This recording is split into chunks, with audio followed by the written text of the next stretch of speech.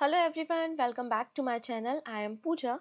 आज हमने मॉर्निंग में डिस्कशन किया था वीकली करंट अफेयर्स पे, जहां पर हम लोग ने पूरे हफ्ते में जो भी इम्पोर्टेंट डेज देखे थे, इसके अलावा जितने भी इम्पोर्टेंट वन लाइनर्स थे पूरे वीक के, और यहाँ पर 90 एमसीक्यू डिस्कस किए थे। तो आज अब हम ये सेकेंड वीडियो डिस्कस कर रहे हैं वीकली बैंकिंग करंट अफेयर्स में। वीकली बैंकिंग करंट अफेयर्स में आज हम बात करने वाले हैं सेकेंड से लेकर 8 मार्च तक जितने भी इम्पोर्टेंट बैंकिंग इनिशिएटिव्स आए हैं, या आरबीआई का कोई सर्कुलर आया है, या फिर कितनी भी जो भी फाइनेंशियल न्यूज़ है, वो सारी बातें हम यहाँ पर कवर करने वाले हैं। क्लियर? तो अभी हमको सभी को पता है कि एसबीआई का एग्जाम होने वाला है, मेंस एग्जाम होने वाला है। ठीक है, तो आने वाले सभी जो बैंकिंग एग्जाम हैं, रेगुलेटरी बॉडी एग्जाम्स हैं, उन सभी के लिए बैंकिंग करंट अफेयर्स बहुत इंपॉर्टेंट होता है, जनरल अवेयरनेस बहुत इंपॉर्टेंट होता है मेंस को क्रैक करने के लिए। ठीक है, तो इसलिए सभी बच्चों के लिए बहुत इंपॉर्टेंट सेशन है। तो एक बार लिंक को शेयर कर देंगे अपने फ्रेंड्स के साथ, वो सभी फ्रेंड जो किसी भी बैंकिंग एग्जाम की प्रिपरेशन कर रहे हैं। और आइए हम स्टार्ट करते हैं weekly banking current affairs. Second से लेकर 8 मार्च तक की न्यूज़ को हम यहाँ पर कवर करने वाले हैं। और इसकी पीडीएफ आपको फ्री ऑफ कॉस्ट अवेलेबल हो जाएगी पूजा जैन क्लासेस एप्लीकेशन पे। फ्री नोट्स वाले सेगमेंट पे जाइएगा, वहां पर आपको पीडीएफ मिल जाएगी, आप डाउनलोड करके इसको रिवाइज कर लेना। इतनी चीजें क्लियर है? आइए स्टार्ट कर लेते हैं आज का सेशन विथ फर्स्ट न्यूज। ठीक है, तो पहली न्यूज क्या है? एक सेकेंड, हाँ, पहली न्यूज क्या है आइए देखते हैं। Central propose to reduce state share of central tax from 2026। हमारे देश में एक कमीशन का फॉर्मेशन होता है which is finance commission. And finance commission के बारे में इंफॉर्मेशन आपको मिल जाती है आसानी से आर्टिकल नंबर 280 में। फाइनेंस कमीशन का जो प्राइमरी काम होता है वो होता है जो आपका टैक्स कलेक्शन हो रहा है उसका डिस्ट्रीब्यूशन करना। ठीक है, हॉरिजॉन्टल एंड वर्टिकल डिस्ट्रीब्यूशन, मतलब सेंट्रल गवर्नमेंट और स्टेट गवर्नमेंट के बीच में और बिटवीन द स्टेट गवर्नमेंट्स। ये काम हमारे फाइनेंस कमीशन का होता है। सेंट्रल गवर्नमेंट जो टैक्स कलेक्ट करती है उसका 41% शेयर करती है बिटवीन स्टेट। इसमें कहा गया है कि हमारा जो एक्सपेंडिचर है, मतलब सेंट्रल गवर्नमेंट का कहना है कि हमारा जो खर्चा है, एक्सपेंडिचर है, वो बहुत ज्यादा है। इसलिए हम यहाँ पे जो शेयर है वो कम करना चाहते हैं, 41 से रिड्यूस करके 40। अभी केवल प्रपोजल है, अभी फाइनलाइज नहीं हुआ है। ठीक है जी। Union government considering lowering the state share of the central tax revenue allocated to state from the 41% to at least 40%. This proposal we present to the Finance Commission of India led by the Arvind Pangadia, which is expected to submit its report by the 31st of October 2025. इसको fiscal year 26-27 से implement किया जाएगा अगर इसको approval मिल चुका है। ठीक है, ये बात यहाँ पर मेंशन की गई है। अब आप लोग सोच रहे होंगे 1% में क्या ही हो जाएगा, तो 1% रिडक्शन का मतलब है $350 बिलियन का फायदा। 350 बिलियन, सॉरी 350 बिलियन रुपीस का फायदा होगा सेंट्रल गवर्नमेंट को। ऐसा क्यों किया जा रहा है? Because of the fiscal deficit. इसमें कहा गया है कि सेंट्रल गवर्नमेंट है उसका fiscal deficit 4.8% of the GDP है। वही राज्यों का जो राजकोषीय घाटा है वो 3.2% ऑफ द जीडीपी है। मतलब सेंट्रल गवर्नमेंट के ऊपर ज्यादा घाटा है। इसके अलावा एक्सपेंडिचर भी सेंट्रल गवर्नमेंट की ज्यादा है, इसलिए यहाँ पर इस फैसले को लिया जा रहा है। नेक्स्ट बात हो रही है रेवेन्यू डेपिसिट ग्रांट के बारे में। रेवेन्यू डेपिसिट ग्रांट को भी डिक्लाइन किया जा रहा है 1.18 ट्रिलियन रुपीस से। आप देखेंगे ये मतलब अभी ये जो है 21-22 में कितना है, 1.18 ट्रिलियन रुपीस था, इसको रिड्यूस करके 137 बिलियन रुपीस 2025-26 में किया जा रहा है। रेवेन्यू डेपिसिट ग्रांट क्या होता है? हमारे कॉन्स्टिट्यूशन में अगेन एक आर्टिकल है 275, 275 नंबर का आर्टिकल। इसमें कहा जाता है कि जो हमारे राज्य होते हैं, राज्यों का खर्चा ज्यादा होता है, रेवेन्यू कम होता है, तो रेवेन्यू और एक्सपेंडिचर के बीच का जो गैप होता है, उस गैप को फुल करने के लिए ग्रांट दिया जाता है बाय द सेंट्रल गवर्नमेंट। इसको ही हम रेवेन्यू डेपिसिट ग्रांट कहते हैं, जो कि आर्टिकल नंबर 275 में मेंशन है। ठीक है, नेक्स्ट अगली बात कर रहे हैं कली फंड के बारे में। कली फंड पहला ऐसा फंड है जिसमें पूरा कंप्लीट जो कंट्रीब्यूशन है, पार्टिसिपेशन है, वो कमर्शियल है, प्राइवेट सेक्टर का कंट्रीब्यूशन आपको मिल जाएगा। अभी कॉप 16 की मीटिंग हुई थी। कॉप का मतलब होता है कॉन्फ्रेंस ऑफ पार्टी। कॉप 16 की United nation convention on biological diversity की मीटिंग रोम इटली में हुई थी, और वहां पर कली फंड को लॉन्च किया है, जिसका पर्पस क्या है? हमारे वर्ल्ड में जो बायोडाइवर्सिटी है उसको प्रोटेक्ट करना, उसकी हेल्प करना। इसमें जो मनी कलेक्ट की जाएगी वो प्राइवेट कंपनी से मनी को कलेक्ट किया जाएगा। वो सभी कंपनी जो जेनेटिक डेटा का इस्तेमाल करती हैं, जो different kind of flora fauna या बायोडाइवर्सिटी का इस्तेमाल करती हैं अपने ड्रग्स को बनाने के लिए, वो सभी कंपनीज यहाँ पे कली फंड में कंट्रीब्यूट करेंगी। इसके अलावा कॉप 16 जो मीटिंग हुई है उसमें कहा गया है कि हमारी जो बायोडाइवर्सिटी फंडिंग होती है हम उसको धीरे धीरे इंक्रीज करेंगे और हमारा टारगेट है कि 200 बिलियन डॉलर का कमिटमेंट, कि हर साल हम 200 बिलियन डॉलर का फंड रेज करेंगे for the biodiversity conservation by the 2030। ठीक है, इसको इम्प्लीमेंट कौन करेगा? United nation convention on biological diversity, और इसके लिए इन्होंने कोलैबोरेशन किया है ग्लोबल एनवायरनमेंट फैसिलिटी के साथ। फायदा क्या होगा? फेयर बेनिफिट शेयरिंग मॉडल, तो यहाँ पे जो भी कमर्शियल प्रोडक्ट्स होंगे तो वो उसका डेटा जो है, उसका जो प्रॉफिट है वो प्रॉपर्ली शेयर होगा। इंडिजिनियस कम्युनिटी जो कि जंगलों में रहती है, ट्राइबल कम्युनिटी को बहुत नॉलेज होता है आपकी बायोडाइवर्सिटी का, आपके डिफरेंट औषधीज का बहुत ज्यादा नॉलेज होता है, तो इसमें जो है इंडिजिनियस कम्युनिटीज को भी फायदा होगा। और इसमें मेंशन किया गया कि जो कॉप 17 की मीटिंग होगी, कॉप 17 की मीटिंग अर्मेनिया में होगी 2027 में। इतनी चीजें क्लियर हो गई। ठीक है, कली फंड जो है वो पहला यूनाइटेड नेशन का बायोडाइवर्सिटी फंड है जिसमें जो भी कंट्रीब्यूशन आ रहा है वो डायरेक्टली प्राइवेट कंपनी से, प्राइवेट फर्म से आपको देखने को मिल जाएगा।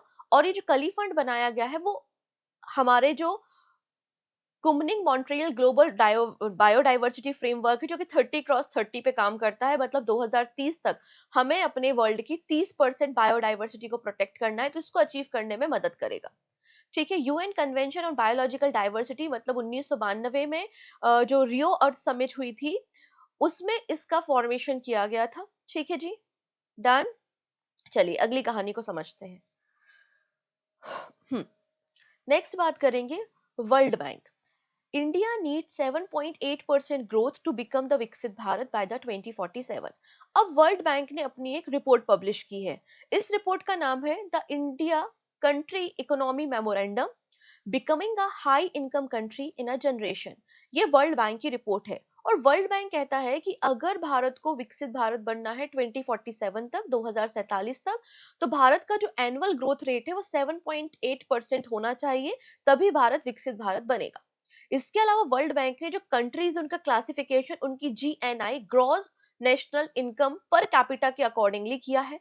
और इन्होंने जो क्लासिफिकेशन किया है वो 3 अलग अलग category, low income countries, middle income countries और हाई इनकम कंट्रीज में किया है। मिडिल इनकम कंट्रीज को फर्दर 2 पार्ट्स में डिवाइड किया है, लोअर मिडिल इनकम कंट्री और अपर मिडिल इनकम कंट्री। और इसमें कहा है कि हर 1 जुलाई को हम इसको रिवाइज करने का काम करेंगे। तो लो इनकम कंट्री वो होंगी जिनकी जो पर कैपिटा जीएनआई $1145 या उससे कम होगी। लोअर मिडिल इनकम कंट्रीज वो होंगी जिनकी इनकम $1146 से $4515 होगी। और भारत जो है वो लोअर मिडिल इनकम कंट्री में आएगा। ठीक है, ये क्लासिफिकेशन भी किया गया है। चाइना जो है वो अपर हायर मिडिल इनकम कंट्रीज में है और इनका जो जीएनआई है वो $4516 से $14,000 है। और हाई इनकम कंट्रीज वो होती हैं जिनका जीएनआई $14,000 से ज्यादा है। तो यहाँ से आपके अच्छे खासे प्रश्न बन सकते हैं, इस बात को थोड़ा सा याद रखना है। ठीक है, अगर बात करें भारत में, तो भारत में अभी जो पर कैपिटा है वो $2480 है। अगर भारत को 2030 तक विकसित भारत बनना है तो पर कैपिटा हमें रिक्वायरमेंट होगी $4516 की। ठीक है, इसके अलावा वर्ल्ड बैंक ने कहा है कि भारत को अपना जो लेबर फोर्स पार्टिसिपेशन है उसको भी इंक्रीज करने की जरूरत है। फिलहाल में भारत में जो लेबर फोर्स पार्टिसिपेशन है वो 56.4 है, हमें इसे 65 करना है। और जो वीमेंस का पार्टिसिपेशन है वो भी इंक्रीज करना है 35.6% से 50% बाय द 2047। ये सारा डेटा आपको वर्ल्ड बैंक की रिपोर्ट में देखने को मिल जाएगा। ठीक है जी, नेक्स्ट है EPFO recommend 8.25% interest on EPF for 25-26। ठीक है, यहाँ पर central board of trustee of employ provident fund organisation ने 2024-25 के लिए जो ईपीएफ फंड होता है उसके लिए इंटरेस्ट रेट बताया है 8.25%, जो कि पिछले साल की तरह सेम ही है। इसमें कोई भी चेंज ईपीएफ के इंटरेस्ट रेट पे नहीं किया है, विच इज 8.25%। रिसेंटली 237 नंबर की मीटिंग हुई थी central board of trustee of the EPFO की नई दिल्ली में, और वहां पर आप देखेंगे अनचेंज रखा गया है आपका इंटरेस्ट रेट। ठीक है, इस मीटिंग को चेयर करने का काम union ministry for labour and employment Mansukh Mandaviya कर रहे थे, क्योंकि ईपीएफओ जो होता है वो यूनियन मिनिस्ट्री फॉर लेबर मतलब मिनिस्ट्री ऑफ लेबर और एम्प्लॉयमेंट के अंदर ही काम करता है। ठीक है। इसके अलावा इन्होंने जो इंश्योरेंस बेनिफिट होते हैं अंडर द ईडीएलआई स्कीम, इसको भी इंक्रीज करने की बात की है। ईडीएलआई का मतलब है employ deposit linked insurance scheme. इसमें कहा है कि अगर कोई भी सब्सक्राइबर आता है, ईपीएफ को ज्वाइन करता है और एक साल अगर उसने अपनी सर्विसेज के पूरे नहीं भी किए हैं, तो भी हम आपको लाइफ इंश्योरेंस मैक्सिमम 50,000 रुपए का प्रोवाइड करेंगे।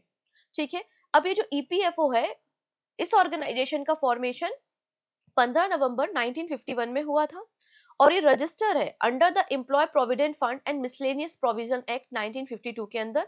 पूरे भारत में including the Jammu and Kashmir EPFO को इंप्लीमेंट किया जाता है।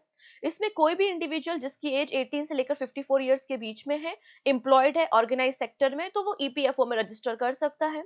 ठीक है। और मैक्सिमम जो वेजेस है यहाँ पे वर्कर वो है 15,000 रुपए। ठीक है। यहाँ पे बोला है अगर कोई कंपनी है जिसमें 20 से कम एम्प्लॉय हैं, तो उनका जो कंट्रीब्यूशन होता है वो 10% होता है उनकी बेसिक सैलरी का। और ऐसी कोई कंपनी जहां पे वर्कर मोर देन 20% है, तो उनका कंट्रीब्यूशन 12% आपको देखने को मिल जाएगा। ठीक है। ये बात यहाँ पर मेंशन की गई है। नेक्स्ट है south India bank launch SIB quick PL a fully digital personal loan platform. तो यहाँ पर अगर आपको साउथ इंडियन बैंक जो कि कोची बेस्ड बैंक है और 10 मिनट में आपको पर्सनल लोन चाहिए मिनिमम डॉक्यूमेंटेशन या फिर नो डॉक्यूमेंटेशन अपलोड के साथ, तो यहाँ पर इन्होंने एक फीचर लॉन्च किया है, वो है SIB क्विक PL, जो fully personal digital loan provide करता है नए कस्टमर को जो सैलरीड या फिर सेल्फ एम्प्लॉयड इंडिविजुअल है। 10 मिनट में लोन मिल जाएगा। और ये जो फ्रेमवर्क है उसको अकाउंट एग्रीगेटर फ्रेमवर्क और इनकम टैक्स पोर्टल के साथ रजिस्टर किया है। तो ऑब्वियसली बात है इनकम जो इनकम टैक्स पोर्टल होता है उसमें आपका डॉक्यूमेंटेशन होता है, इसलिए यहाँ पे कोई भी डॉक्यूमेंटेशन की रिक्वायरमेंट नहीं होगी। ठीक है। नेक्स्ट है city union bank partner with CSK to launch co branded credit card. Chennai super king के बारे में जरूर सभी ने सुना होगा, आईपीएल की टीम है। तो यहाँ पे सिटी यूनियन बैंक चाहती है कि जो चेन्नई सुपर किंग के फैंस हैं वो हमारे साथ कनेक्ट हो, इसलिए दोनों ने मिलकर को ब्रांडेड क्रेडिट कार्ड लॉन्च किया है। मतलब अपकमिंग आईपीएल के लिए जो सीएसके के फैंस हैं वो शॉपिंग करते हैं या फिर टिकट लेते हैं, तो उनको कई सारे रिवॉर्ड्स पॉइंट्स वगैरह यहाँ पर देखने को मिल जाएंगे। सिटी यूनियन बैंक के एमडी एंड सीईओ का नाम एन कामाकोड़ी आपको देखने को मिलेगा। ठीक है। Next, SEBI security and exchange board of India launch a centralised database portal for corporate bond called the bond central. अब अलग अलग कॉर्पोरेट कंपनी जब उनको फंड रेज करना होता है तो वो कॉर्पोरेट बॉन्ड इशू करती हैं। उन बॉन्ड्स को हम परचेस करते हैं जिसमें एक फिक्स्ड अमाउंट ऑफ इंटरेस्ट हमें मिलता है फिक्स्ड पीरियड के लिए। अब यहाँ पे बहुत सारी कॉर्पोरेट कंपनी है, सभी लोग अपने कॉर्पोरेट बॉन्ड को इशू करती हैं। हमें इनको कंपेयर करना है कि विच बॉन्ड इज गुड। तो इसके लिए एक सेंट्रलाइज पोर्टल बनाया है सेबी ने, वो है बॉन्ड सेंट्रल। आपकी ट्रांसपेरेंसी को इंप्रूव करने के लिए और कॉर्पोरेट बॉन्ड रिलेटेड इंफॉर्मेशन के लिए बॉन्ड सेंट्रल पोर्टल सेबी ने बनाया है, जो कि एक सिंगल और ऑथेंटिकेट सोर्स होगा जिसमें कॉर्पोरेट बॉन्ड जितने भी भारत में इशू होते हैं उनकी इंफॉर्मेशन आपको यहाँ पर मिल जाएगी। ये जो बॉन्ड मतलब बॉन्ड सेंट्रल पोर्टल है इसको डेवलप तो सेबी ने किया ही है। और इनका सपोर्ट किसने किया है? Online bond platform provider association and market infrastructure institute, ठीक है, इन्होंने मिलकर इसको सेटअप किया है। ऑब्जेक्टिव मैंने जैसे कि मेंशन किया, ट्रांसपेरेंसी को इंप्रूव करना है, बॉन्ड रिलेटेड जो भी इंफॉर्मेशन है सिंगल प्लेटफॉर्म पे ऑथेंटिक इंफॉर्मेशन प्रोवाइड करना है, फ्री और इजी एक्सेस देना है। ठीक है। और जो फाइनेंशियल इंस्टीट्यूट्स हैं, फाइनेंशियल इन्वेस्टर्स हैं, उनका जो भी डेटा है उसको एक तरीके से कंपेयर करना है। ठीक है जी। चलिए, नेक्स्ट है Swavalambini initiative to promote women entrepreneurship in country. तो स्वावलंबी वीमेन एंटरप्रेन्योरशिप प्रोग्राम को लॉन्च किया गया है चौधरी चरण सिंह यूनिवर्सिटी मेरठ में, जो कि female entrepreneurs across the India उन्हें सपोर्ट करता है। ठीक है। ये एक स्ट्रक्चर एंटरप्रेन्योरशिप इनिशिएटिव है for young women in higher education institute, जो कि इनको मेंटरशिप, फंडिंग, सपोर्ट और इंक्यूबेशन अपॉर्चुनिटी प्रोवाइड करता है।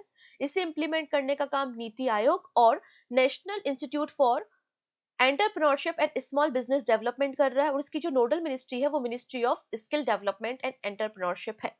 इसका पर्पस है यहाँ पे जो यंग वीमेन है उनको इंडिपेंडेंट बनाना और उनको सेल्फ एम्प्लॉयमेंट में सपोर्ट करना। ठीक है। अभी इसका नेशन वाइड इम्प्लीमेंटेशन किया जाएगा, बट अभी ईस्टर्न जो आपकी हायर एजुकेशन इंस्टीट्यूट है, बीएचयू वगैरह है, यूनिवर्सिटी हैदराबाद है, इन कुछ यूनिवर्सिटी में फिलहाल के लिए लॉन्च किया गया है। नेक्स्ट बात करेंगे हमारी नवरत्न कंपनी के बारे में। भारत में टोटल 26 नवरत्न कंपनी हो गई है। ठीक है। यहाँ पे दो नई नई नई नवरत्न कंपनी बनी है, जिनको मतलब मिनी रत्न थी, जिनको अपग्रेड करके नवरत्न कैटेगरी में शामिल किया गया है। कौन कौन सी हैं? पहला है आईआरसीटीसी और दूसरा है आईआरएफसी। ठीक है। यूनियन गवर्नमेंट ने रिसेंटली दो नई कंपनीज को नवरत्न कैटेगरी में शामिल किया है। पहला है 25वें नंबर की कंपनी आईआरसीटीसी, जिसको हम Indian railway catering and tourism corporation के नाम से जानते हैं, और 26 नंबर की कंपनी है आईआरएफसी, इसको हम जानते हैं इंडियन रेलवे फाइनेंस कॉर्पोरेशन के नाम से। और ये दो नई हमारी नवरत्न कंपनी आपको देखने को मिल जाएंगी। ठीक है। हमारा जो मिनिस्ट्री ऑफ रेलवे है, मिनिस्ट्री ऑफ रेलवे के पास 12 सेंट्रल पब्लिक सेक्टर कंपनी है।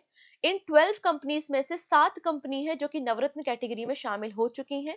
आप यहाँ पे उन 7 कंपनीज के नाम देख सकते हैं। और मिनिस्ट्री ऑफ रेलवे की जो पहली पब्लिक सेक्टर कंपनी जिसको हमने शामिल किया था नवरत्न में, उसका नाम है कॉन्कर इन 2014 में। ठीक है। अब आप सोच रहे होंगे कि कौन ग्रांट करता है नवरत्न कैटेगरी का स्टेटस? तो आंसर हो जाएगा ministry of finance. Department of public enterprises grant करने का काम करता है यहाँ पे किसी भी कंपनी को नवरत्न कंपनी। नवरत्न कंपनी के बनने के लिए कोई भी कंपनी जो होती है पब्लिक सेक्टर कंपनी, उसको मिनीरत्न कंपनी होना पड़ता है, और उसी मिनीरत्न कंपनी को प्रमोट करके अपग्रेड करके नवरत्न कंपनी में कन्वर्ट करते हैं। आप प्रॉफिटेबल होना चाहिए। पिछले 5 में से 3 सालों में आपकी जो परफॉर्मेंस है, आपके जो पॉइंट्स हैं, वो वेरी गुड या एक्सलेंट होने चाहिए। Net profit, net worth check किया जाता है, और देखा जाता है कि एटलीस्ट 4 इंडिपेंडेंट डायरेक्टर हो आपके बोर्ड में, तब किसी कंपनी को नवरत्न कंपनी बनाया जाता है। और कोई कंपनी जब नवरत्न कंपनी बन जाती है, तो बार बार इसको मतलब इसमें इंटरफेयर नहीं किया जाता है गवर्नमेंट के द्वारा। मतलब गवर्नमेंट की परमिशन के बिना नवरत्न जो कंपनी होती है, वो अप टू 1000 करोड़ रुपीस या फिर 15% of the net worth investment कर सकती हैं। गवर्नमेंट के अप्रूवल की रिक्वायरमेंट नहीं होती। भारत में या भारत के बाहर जॉइंट वेंचर बना सकती हैं, अपनी सब्सिडरी को ओपन कर सकती हैं। तो ये कुछ फायदे होते हैं जब कोई कंपनी नवरत्न कंपनी बन जाती है। तो हमारे देश में 26 नवरत्न कंपनी मिल जाएंगी। सबसे पहले बात कर लेते हैं आईआरसीटीसी के बारे में, जिसको Indian railway catering and tourism corporation के नाम से जानते हैं। 1999 में इसका फॉर्मेशन हुआ था। संजय कुमार जैन सीएमडी है और न्यू दिल्ली में इसका हेडक्वार्टर है। अब आईआरएफसी, जब मिनिस्ट्री ऑफ रेलवे को फंड की जरूरत होती है, तो फंड को रेज करने के लिए जो इनकी बॉडी काम करती है, उसका नाम है इंडियन रेलवे फाइनेंस कॉर्पोरेशन, जिसका फॉर्मेशन 1986 में हुआ था। मनोज कुमार दुबे सीएमडी है और हेडक्वार्टर इसका नई दिल्ली में आपको मिल जाएगा। ठीक है। नेक्स्ट है बीओबी। बैंक ऑफ बड़ौदा को रिसेंटली आईएसओ सर्टिफिकेट दिया है बाय द बीएसआई। बीएसआई का मतलब ब्रिटिश स्टैंडर्ड इंस्टीट्यूट होता है, जो कि यूके का नेशनल स्टैंडर्ड बॉडी है, जिसका फॉर्मेशन 1901 में 1901 में हुआ था। ये क्या करती है? अलग अलग सर्टिफिकेशन मतलब सर्टिफिकेशन देती है, रिकॉग्नाइज करती है, जो कि क्वालिटी मैनेजमेंट करते हैं और बिजनेस क्वालिटी स्टैंडर्ड को फुलफिल करते हैं। तो इंडिया का one of the leading bank आपको मिल जाएगा, बैंक ऑफ बड़ौदा। इनको recently business continuity management system के लिए बीएसआई ने आईएसओ सर्टिफिकेट देने का काम किया है। आईएसओ सर्टिफिकेट देने का पर्पस होता है कि आपकी जो बैंक की, आपकी जो भी इंस्टीट्यूट है, वो वेल स्ट्रक्चर है। आपका मिनिमम मतलब आपका मिनिमम डिस्ट्रप्शन है। अगर आपकी कोई मशीनरी, कोई टेक्निकल ग्लिच आते हैं, तो आप उसको बहुत जल्दी रिजॉल्व कर लेते हैं। कोई भी इमरजेंसी, मतलब आपकी जो इमरजेंसी ऑपरेशन है, वो बहुत स्मूथ तरीके से चल रहे हैं। रिस्क मैनेजमेंट आप कर सकते हैं, और आपका जो कस्टमर रिलेशन है, इन्वेस्टर रिलेशन है, वो काफी स्मूथ है। तो कई सारे पैरामीटर्स यहाँ पर देखे जाते हैं। चलिए, अब this is very important report, NITI Aayog की रिपोर्ट है। नीति आयोग ने recently from borrower to builder women's role in India's financial growth story report को पब्लिश किया है। इस रिपोर्ट को लॉन्च करने का काम नीति आयोग के सीईओ वीवीआर सुब्रमण्यम ने किया है। इसमें बताया गया है कि पिछले सालों में जो महिलाएं हैं, उन्होंने कितना लोन लिया है, ठीक है, कितना उनका क्रेडिट स्कोर है। इसमें बताया गया है कि 27 मिलियन वीमेन ऐसी हैं जिन्होंने अपने क्रेडिट को मॉनिटर किया है, जो कि पिछले साल की तुलना में 42% ज्यादा है। इस रिपोर्ट को, जो नीति आयोग की रिपोर्ट है from borrower to builder women's role in India's financial growth story, इस रिपोर्ट को प्रिपेयर करने का काम नीति आयोग के अलावा ट्रांस सिविल ने किया है। नीति आयोग वीमेन एंटरप्रेन्योरशिप प्लेटफॉर्म और माइक्रोसेफ कंसल्टिंग ने किया है। ठीक है जी। आइए इसके बारे में हम बात करते हैं। तो सबसे पहले इन्होंने कहा है कि अलग-अलग सेक्टर में जो महिलाएं क्रेडिट लेती हैं वो इंक्रीज हुआ है, जैसे कि गोल्ड लोन 17%, पर्सनल लोन 42% हो गया है, एग्रीकल्चर लोन 13% है और बिजनेस लोन 18% है। इसमें कहा है कि जो वीमेन बोरोज हैं उनकी संख्या ट्रिपल हो चुकी है फ्रॉम 2019 टू 2024, और 60% जो वीमेन है वो रूरल एरिया या फिर सेमी अर्बन एरियाज में रहती हैं जो कि लोन यहाँ पर ले रही हैं। इसमें कहा है जो बिजनेस लोन का शेयर है वो इंक्रीज हुआ है बाय 14% और इंक्रीज होकर 18% हो गया है। गोल्ड लोन का शेयर इंक्रीज हुआ है बाय 6% और ये आपको कितना मिल जाएगा, 17% मिल जाएगा सिंस 2019। ठीक है। अब परसेंट ऑफ वीमेन जो चेक करती हैं अपना क्रेडिट, वो भी इंक्रीज हुआ है 17.89% से 19.43%। इसमें कहा है कि जो मेट्रो शहर की महिलाएं हैं वो कम लोन लेती हैं, जबकि जो नॉन नॉन मेट्रो शहर की महिला है वो ज्यादा फाइनेंशियली एक्टिव है। नॉन मेट्रो एरियाज जो है उसमें फाइनेंशियली एक्टिविटी ज्यादा देखी गई है, 48% की ग्रोथ है, और मेट्रो एरियाज में 30% की ग्रोथ है। मैक्सिमम जो डोमिनेंस देखा गया है वो साउथ इंडिया के स्टेट्स में देखा गया है, स्पेशली तमिलनाडु, कर्नाटका, तेलंगाना। जो नॉर्थ स्टेट्स हैं जैसे कि उत्तर प्रदेश, राजस्थान वगैरह, मध्य प्रदेश, तो इसमें भी काफी ज्यादा एक्टिव वीमेन आपको बोरोवर्स देखने को मिल जाएंगे। ठीक है। नेक्स्ट है government achieve 10,000 farmer producer organisation goal. तो हमारे देश में अभी 10,000वें नंबर के एफपीओ को या फिर फार्मर प्रोड्यूसर ऑर्गेनाइजेशन को सेटअप किया है, जो कि एक सेंट्रल फ्लैगशिप स्कीम है। कहां पर? भागलपुर, बिहार में। और ये किन फसलों पे फोकस करता है? ये फोकस करता है मेज, बनाना और आपके पैडी पर। ये जो फार्मर प्रोड्यूसर ऑर्गेनाइजेशन स्कीम है इसको हमने 2020 29 ऑफ फेब 2020 को लॉन्च किया था, जिसके लिए बजट 6,865 करोड़ रुपीस है टिल 27-28। ठीक है। हमारे देश में लगभग 30 लाख फार्मर्स है जो कि एफपीओ के साथ कनेक्टेड है। एफपीओ का मतलब क्या होता है? Farmer producer organisation, group of farmers के द्वारा फार्मर्स के लिए, फार्मर्स की टेक्नोलॉजी को अपग्रेड करने के लिए, फार्मर्स के कल्टीवेशन को अपग्रेड करने के लिए, उनके कल्टीवेशन को बूस्ट करने, उनकी इनकम को डबल करने के लिए एफपीओ का फॉर्मेशन किया जाता है। It is a group of farmers और ये रजिस्टर होता है under the cooperative society act के अंदर। ठीक है। और इसको देखने का काम मिनिस्ट्री ऑफ एग्रीकल्चर करते हैं। पर्पस क्या होता है? Enhance farmer income, reduce input cost, ensure financial and credit support, promote value addition, encourage sustainable farming, और गवर्नमेंट का सपोर्ट इसमें रहता है। नेक्स्ट है आरबीआई की रिपोर्ट। ठीक है। आरबीआई ने रेगुलेशन एट ग्लांस एक हैंडबुक पब्लिश की है जिसमें हमारे जितने भी कोऑपरेटिव बैंक्स हैं, चाहे वो अर्बन हो या रूरल्स हो, उनके लिए उनके जो फ्रेमवर्क है उसके लिए गाइडलाइंस को यहाँ पे पब्लिश किया गया है।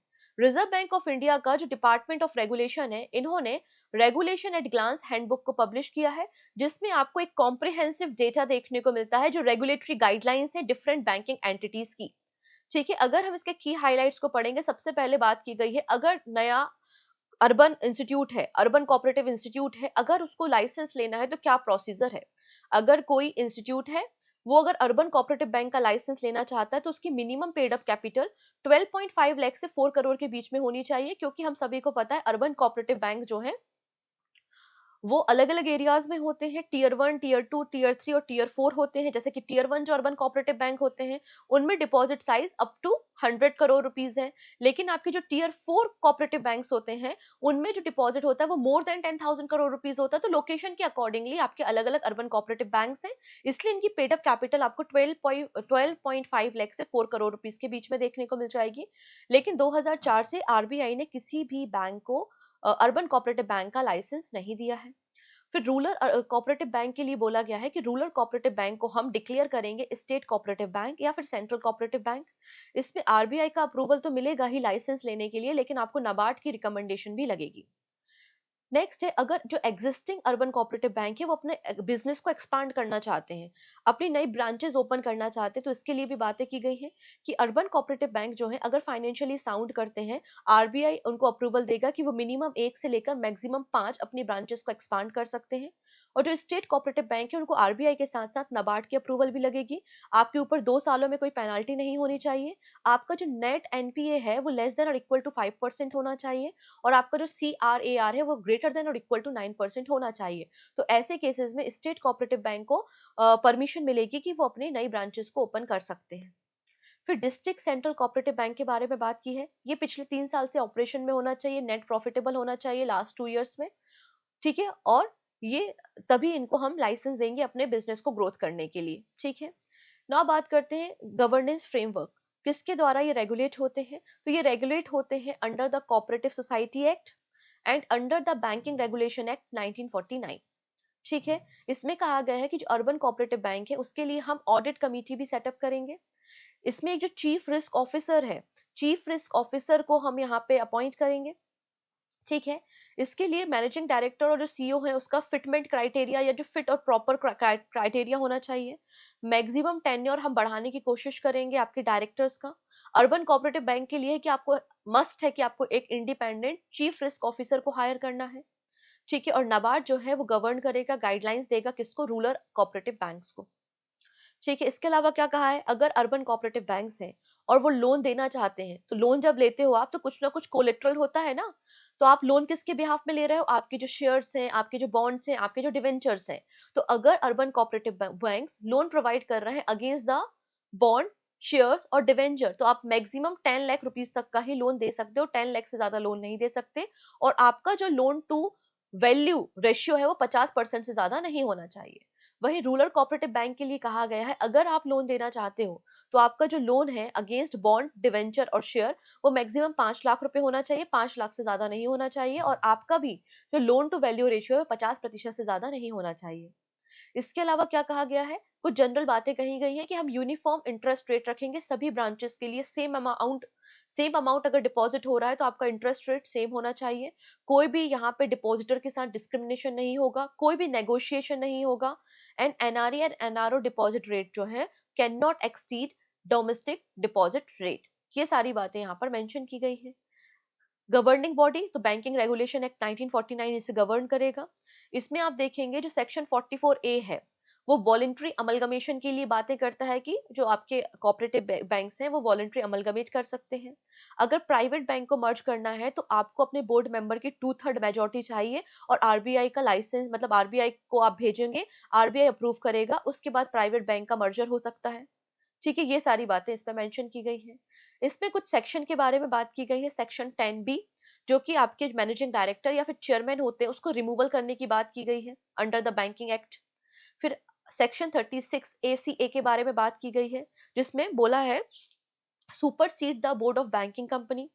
फिर 35A तो जो डायरेक्टिव देता है प्रॉपर बैंकिंग मैनेजमेंट के लिए। और सेक्शन 22 सब क्लॉज 4, इसमें बोला जाता है कि आरबीआई किसी भी बैंक का बैंकिंग लाइसेंस कैंसिल कर सकता है। ये सारी बातें इसमें मेंशन की गई है।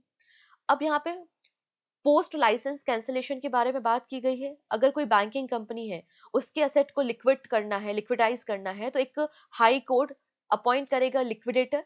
अगर आपके कोऑपरेटिव बैंक्स हैं तो जो रजिस्टर कोऑपरेटिव सोसाइटी है वो आपके लिए लिक्विडेटर अपॉइंट करेंगी। और जो मल्टी स्टेट कोऑपरेटिव बैंक है उसके लिए सेंट्रल रजिस्ट्रार अपॉइंट करेगा लिक्विडेटर। ये सारी बातें आरबीआई की रिपोर्ट में मेंशन है। क्लियर? आई नो थोड़ा सा एक बार में चीजें समझना थोड़ा मुश्किल होता है। आप 1-2 बार देखिए, खुद से पढ़िए, चीज़ें याद हो जाएँगी, समझ में आ जाएगा। और मैं कोशिश भी करती हूँ कि आपको सिम्प्लीफाई वे में चीज़ों को एक्सप्लेन करूँ। क्योंकि अगर आप जो आरबीआई के सर्कुलर देखेंगे तो कई लोग तो उसको समझ ही नहीं पाएँगे आखिरकार वो कहना क्या चाह रहा है, समझना क्या चाह रहा है। ठीक है? ऐसी चीज़ें होती हैं। चलिए नेक्स्ट है, Uttarakhand cabinet approve implementation of UPS, unified pension scheme. ठीक है? एक्चुअली आप मेरा हाथ देख ही पा रहे होंगे, इसमें काफ़ी पेन रहता है, कल ही इसकी ड्रेसिंग हुई है इंजेक्शंस के साथ। तो अ, हाँ, कई बार थोड़ा-सा मेरी क्लासेस कई बार डिले हो जाती हैं बिकॉज़ बहुत सारे काम है, बहुत स्लो काम कर पाती हूँ। इनफैक्ट मैं अपने बालों को भी नहीं बना पाती क्योंकि मेरा हाथ इससे ऊपर जाता नहीं है, ठीक है? तो कई सारी प्रॉब्लम इसलिए थोड़ा-सा सेशन कई बार डिले हो जाता है।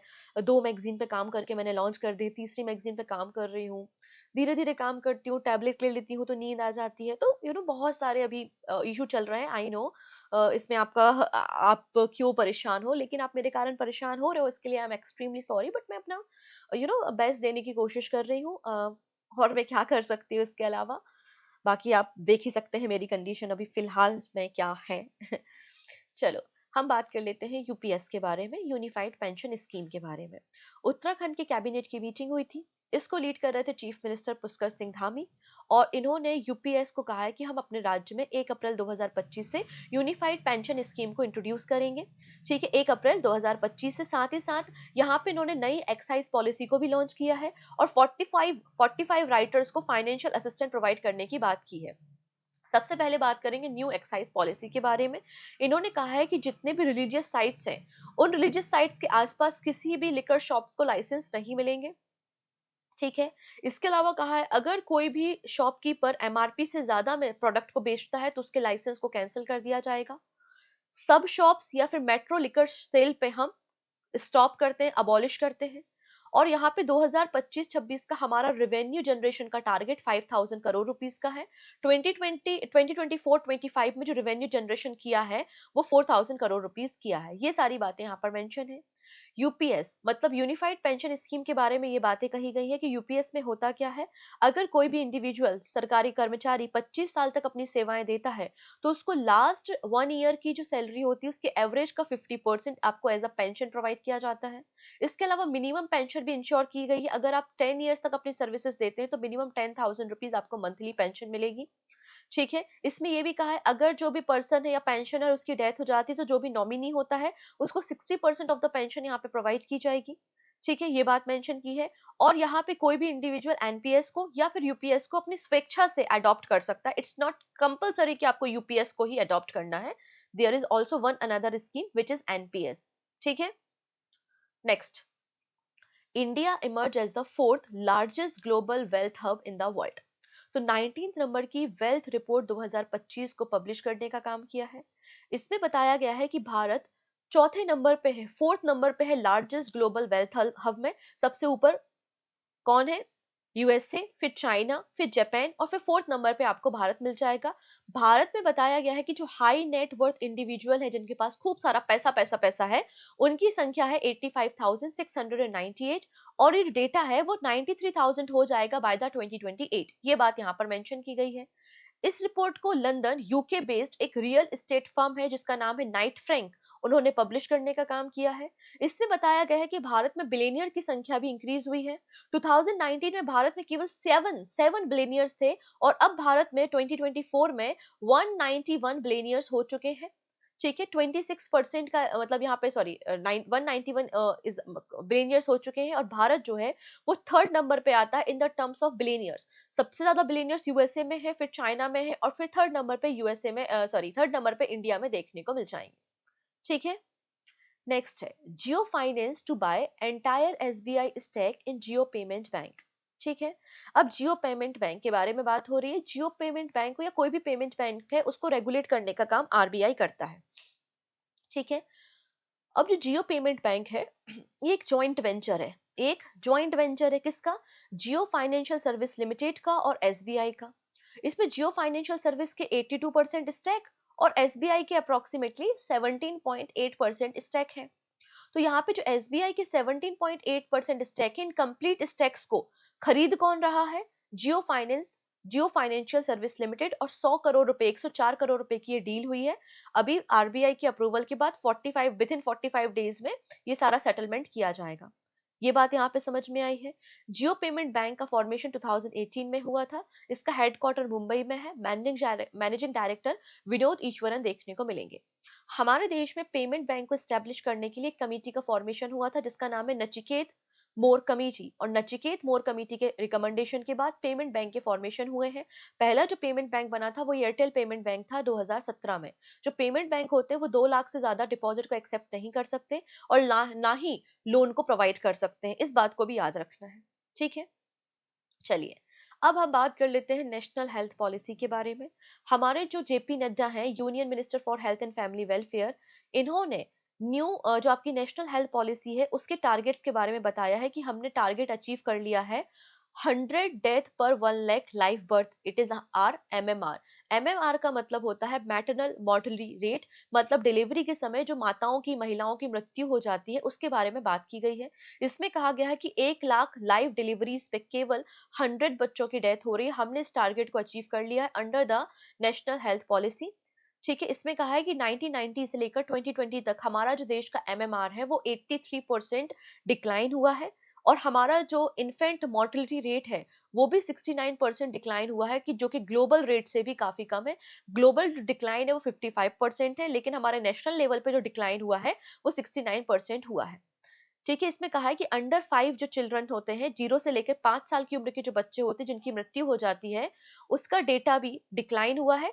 1990 से 2000 के बीच में 75% था और अभी 58% हो गया है। हमारे देश में 11 स्टेट्स ऐसे हैं जिनका आईएमआर आपको 12 पर 1000 लाइव बर्थ देखने को मिलेगा, जो कि सस्टेनेबल डेवलपमेंट गोल के साथ अलाइन होता है। इसके अलावा इन्होंने हमारे टीएफआर मतलब टोटल फर्टिलिटी रेट के बारे में बात की है। 1992-1993 में हमारा जो टीएफआर था वो 3.4 है, और अभी हमारा जो टीएफआर है वो 2.1% हमने अचीव कर लिया है, सभी 31 राज्यों ने। ये बात यहाँ पर मेंशन की गई है।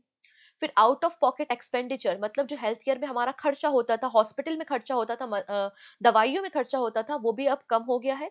इसमें कहा है कि जो आपका हेल्थ केयर सेक्टर में एक्सपेंडिचर है वो 69.4% से डिक्लाइन होके 39.4% हो गया है, क्योंकि गवर्नमेंट की कई सारे इनिशिएटिव, जेनेरिक जेनेरिक मेडिसिन के शॉप्स ओपन की गई है, प्रधानमंत्री आयुष्मान कार्ड योजना शुरू की गई है, डायलिसिस सुविधा, ब्लड बैंक सुविधा, कई सारे इनिशिएटिव है, लेकिन सरकार का खर्चा इंक्रीज हुआ है।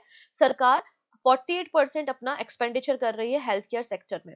ठीक है, इसके अलावा डब्ल्यूएचओ ने 2015 में भारत से टिटनेस का एलिमिनेशन डिक्लेयर किया था, और अभी 2024 में ट्रैकोमा बीमारी से फ्री कर दिया है भारत को डब्ल्यूएचओ ने। ये सारी बातें कही गई हैं।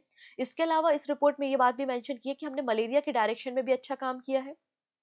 हमारे देश में जो मलेरिया के केसेस हैं वो 2023 के कंपैरिजन में 2014 के कंपैरिजन में 2023 में 79.3% रिडक्शन हुए हैं मलेरिया के केसेस में, और मलेरिया से होने वाली जो मृत्यु होती है, मलेरिया से होने वाली जो डेथ्स होती हैं, उसमें भी रिडक्शन आया है 85.2%। इसके अलावा जो प्रधानमंत्री नेशनल डायलिसिस प्रोग्राम होता है वो 748 डिस्ट्रिक्ट्स को कवर करता है। यहाँ पे बात हो रही है नेशनल हेल्थ मिशन के बारे में। हमारे देश में हमने रूरल एरिया में, ग्रामीण क्षेत्रों में affordable medicine, affordable health care services को प्रोवाइड करने के लिए 12 अप्रैल 2005 में नेशनल रूरल हेल्थ मिशन की शुरुआत की थी। तो रूरल हेल्थ मिशन कब आया? 2005 में। फिर हमने यहाँ पे अर्बन हेल्थ मिशन की शुरुआत कब की थी? 2013 में, और इन दोनों को क्लब करके हमने बना दिया नेशनल हेल्थ मिशन, जो कि ministry of health and family welfare के अंदर काम करता है। बात समझ में आ गई? चलिए नेक्स्ट है, cabinet approve 3880 crore rupees scheme to prevent and control livestock disease. हमारे देश में जो लाइव स्टॉक है, बफेलोज हैं, काऊ है, आपको कई सारी बीमारी, जैसे कि कुछ समय पहले लंपी डिसीज हुई थी, इसके अलावा स्किन डिसीज, माउथ डिसीज, कई सारी बीमारियां हो जाती जिसके कारण जो कैटल से होते हैं उनकी कई बार डेथ हो जाती है। डेथ के अलावा यहाँ पर क्या होता है, उनको मेडिसिन की ज़रूरत भी होती है, दवाइयों की ज़रूरत भी होती है। इसलिए यहाँ पर कैबिनेट ने livestock health and disease control programme के लिए 3880 करोड़ रुपीस का बजट अलॉटमेंट किया है for the period of 2 year, 24-25 से 25-26 तक। इसमें इंक्लूडेड है 75 करोड़ रुपीस, जो कि गुड क्वालिटी और अफोर्डेबल मेडिसिन प्रोवाइड करता है अंडर द पशु औषधि कंपोनेंट। क्लियर? जिससे क्या होगा, लाइव स्टॉक प्रोडक्टिविटी इंप्रूव होगी। नेक्स्ट बात करेंगे, India and Japan renew $750 बायलिटरल currency swap agreement. तो यहाँ पर $750 बिलियन का बायलिटरल करेंसी स्वैप एग्रीमेंट इंडिया और जापान के बीच में साइन हुआ हुआ है। बायलिटरल स्वैप एग्रीमेंट ये होता है कि दोनों देश अपनी लोकल करेंसीज में यहाँ पर स्वैपिंग कर सकते हैं। It is a two way arrangement where both the authority can swap their local currency in the exchange of US dollar. इसे हम क्या बोलते हैं? करेंसी स्वैप मैनेजमेंट कहते हैं। नेक्स्ट है, Forbes reveal list of top 10 most powerful nation in 2025। Forbes ने यहाँ पे अपनी 12th नंबर फोर्ब्स ने अपनी रिपोर्ट को पब्लिश किया जिसमें टॉप 10 मोस्ट पावरफुल नेशंस की रैंकिंग है। इंडिया 12th पोजीशन पे है और 12वें नंबर पे मोस्ट पावरफुल कंट्री है। टॉप 10 जो कंट्रीज, उसमें टॉप पर आपको यूएसए मिल जाएगा, यूएसए के बाद चाइना, और फिर आपको चाइना देखने को मिलेगा। 10वें नंबर पे इसराइल आपको देखने को मिल जाएगा। इसमें कहा है कई सारे क्राइटेरियाज होते हैं, कई सारे फैक्टर्स होते हैं, उसके बेस पर इस रिपोर्ट को पब्लिश किया है, जिसमें इंडिया कहा है कि इसमें इंडिया 4th लार्जेस्ट मिलिट्री में और 5th नंबर पे लार्जेस्ट इकोनॉमी में आता है। यूएसए टॉप पर, फिर चाइना, रशिया, यूके और जर्मनी है। भारत 10वें स्थान पर, भारत 12वें स्थान पर और इसराइल 10वें स्थान पर आपको मिल जाएगा। ठीक है, next, Assam partner with NSE मतलब national stock exchange to launch BFSI skilling programme for student. BFSI का मतलब है banking, financial service and insurance sector. तो आसाम राज्य ने नेशनल स्टॉक एक्सचेंज के साथ एक एग्रीमेंट साइन किया है। ये कोई पहला एग्रीमेंट नहीं है। आसाम राज्य 4th नंबर का स्टेट हो चुका है, चौथे नंबर का राज्य हो चुका है जिसने इस तरीके के पार्टनरशिप को किया है। इसके पहले उत्तराखंड, मेघालय और छत्तीसगढ़ देखने को मिलेगा जो कि यूथ के स्किल डेवलपमेंट के लिए काम करता है। तो आसाम राज्य ने एनएससी के साथ स्टूडेंट स्किलिंग प्रोग्राम लॉन्च किया है बैंकिंग, फाइनेंशियल सर्विस और इंश्योरेंस सेक्टर के लिए। ठीक है, स्टेट गवर्नमेंट से इस प्रोग्राम को सपोर्ट किया जा रहा है और आसाम जो है 4th नंबर का स्टेट यहाँ पे बन चुका है। इसका पर्पस है कि फाइनेंशियल सेक्टर में और यहाँ पे करियर सेक्टर में आसाम राज्य के जो बच्चे हैं, जो यूथ है, उनका स्किल गैप कम करना। नेक्स्ट है Flipkart backed super dot money. ठीक है, Flipkart backed super dot money acquired checkout financing platform Bharat X. तो यहाँ पे भारत एक्स जो प्लेटफॉर्म है उसको एक्वायर कर लिया गया है। तो फ्लिपकार्ट का एक सपोर्टिंग फिनटेक फर्म है। फ्लिपकार्ट बैग्ड एक फिनटेक फर्म है जिसका नाम है सुपर डॉट मनी। इन्होंने checkout financing platform Bharat X को कंप्लीटली इन कैश डील करके एक्वायर कर लिया है। ये डील कितने अमाउंट की हुई है वो नहीं पता। चेकआउट फाइनेंसिंग मतलब जिसमें डायरेक्ट टू कस्टमर D2C और ई कॉमर्स ब्रांड होते हैं इंक्लूडिंग द फ्लिपकार्ट वगैरह आपको इसमें देखने को मिल जाएंगे। सुपर डॉट मनी जो है वो 6th largest third party application provider है, इस बात को याद रखना है। अब यहाँ पे कुछ इंपॉर्टेंट पर्सन के बारे में बात करेंगे। इसके पहले मैं थोड़ी सी अपडेट देना चाहती हूँ कि पहली चीज तो आज की क्लास की जो पीजीएफ है वो आप इजीली डाउनलोड कर सकते हैं पूजा जैन क्लासेस एप्लीकेशन से।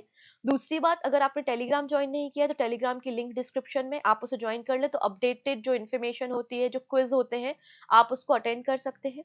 इसके अलावा लिंक को शेयर कर देना है, अगर अभी तक शेयर नहीं किया है तो this is very very very very compulsory. ठीक है, तो शेयर कर दीजिए लिंक को, चैनल को एक बार सब्सक्राइब कर दीजिए अगर पहली बार आ रहे हैं और लाइक बटन पे क्लिक कर देना। इसके अलावा फरवरी मंथ की जो बैंकिंग करंट अफेयर्स मैगजीन है जिसमें फरवरी मंथ की कंप्लीट थ्योरी और 100 बैंकिंग एमसीक्यू अवेलेबल है पूजा जैन क्लासेस एप्लीकेशन के मैगजीन सेक्शन में। तो आप इस मैगजीन को डाउनलोड कर सकते हैं प्रिंटेबल फॉर्मेट में, आप इजिली प्रिंट आउट भी कर सकते हैं। ठीक है, अब बात करते हैं अजय सेठ के बारे में। हम सभी को पता है तुहिन कांत पांडे जो कि सेबी के चेयरमैन थे, चेयरमैन बन चुके हैं, उनके पास रेवेन्यू सेक्रेटरी के चार्जेस थे और अभी यहाँ पे अजय सेठ को एडिशनल चार्जेस दिए गए हैं as a revenue secretary. Next है SBI life appoint Dora Babu Daparti as a deputy CEO. तो एसबीआई ने यहाँ पे दोरा बाबू को deputy chief executive officer SBI life का बनाया है। अब ये है अजय भाड़ू। अजय भाड़ू को सीईओ बना दिया गया है गवर्नमेंट ई मार्केट प्लेस का। गवर्नमेंट ई मार्केट प्लेस से पहले ये डिपार्टमेंट ऑफ कॉमर्स में एडिशनल सेक्रेटरी थे। इन्होंने एल सत्य श्रीनिवास को सक्सीड करने का काम किया है। गवर्नमेंट ई मार्केट प्लेस का लॉन्चिंग कब हुआ था? 9 अगस्त 2016 में हुआ था और अभी टीसीएस के साथ इन्होंने पार्टनरशिप की है अपने टेक्नोलॉजी को अपग्रेड करने के लिए। फिर आरबीआई ने अजीत रत्नाकर जोशी को अपना एग्जीक्यूटिव डायरेक्टर बनाया है। ठीक है, इसके पहले ये मतलब ये कौन से डिपार्टमेंट को देखेंगे? Department of statics and information management और फाइनेंशियल स्टेबिलिटी डिपार्टमेंट को ये देखने का काम करेंगे। ना बात हो रही है कि भारत की जीडीपी क्या फोरकास्ट की गई है by the CRISIL for FY26। तो भारत की जीडीपी इन्होंने 6.5% फोरकास्ट की है। यहाँ पर क्रिसिल के अलावा अलग अलग जो मूडीज, आरबीआई, डिलॉइट, फिक्की और यूनाइटेड नेशन का अपडेटेड जीडीपी लिस्ट आपको मिल जाएगा, आप इसको पढ़ सकते हैं और पीडीएफ में अवेलेबल रहेगा। Which bank has launched a facility for customer to download their housing loan interest certificate from the DigiLocker? तो यहाँ पर जो इंडियन ओवरसीज बैंक है इन्होंने इस फैसिलिटी को लॉन्च किया है जिसमें कस्टमर इजीली डाउनलोड कर सकते हैं housing loan interest certificate from the DigiLocker. यहाँ पे इंडियन ओवरसीज बैंक के अगर हम एमडी एंड सीईओ देखेंगे तो अजय कुमार श्रीवास्तव है। इनका पर्पस क्या है कि बार बार कस्टमर को ब्रांच विजिट ना करना पड़े। नेक्स्ट है मार्च 2025 में वो कौन सी कंपनी है जिसको कंपटीशन कमीशन ऑफ इंडिया ने परमिशन दे दी है कि आप ओरिएंट सीमेंट के 72.8% स्टैक को खरीद सकते हैं? आंसर हो जाएगा अंबुजा सीमेंट। तो अंबुजा सीमेंट 72.8% स्टैक खरीद रही है ओरिएंट सीमेंट में। Clear? And this is your question of the day. यहाँ पे बोला है according to the SEBI regulation which is the minimum what is the minimum net worth required for asset management company to launch mutual fund operation? Previous जो हमने classes की है मैंने आपको बताया है अगर कोई असेट मैनेजमेंट कंपनी है उसको अपनी म्यूचुअल फंड ऑपरेशन को शुरू करना है तो कितना मिनिमम नेटवर्थ होना चाहिए as per the SEBI regulation? 50 crore, 75 crore, 100 crore या 200 करोड़? तो आपको मुझे बताना है ये कमेंट सेक्शन में। क्लियर है? इतनी चीजें क्लियर है? आई होप आपने एंजॉय किया होगा सेशन। मिलते हैं हम नेक्स्ट वीडियो में। इसके अलावा मैंने जनवरी मंथ के टॉप 100 एमसीक्यू आपके साथ कल शेयर किए थे, और आज हम फरवरी मंथ के टॉप 100 एमसीक्यू को शेयर करेंगे। Okay, take care and bye bye.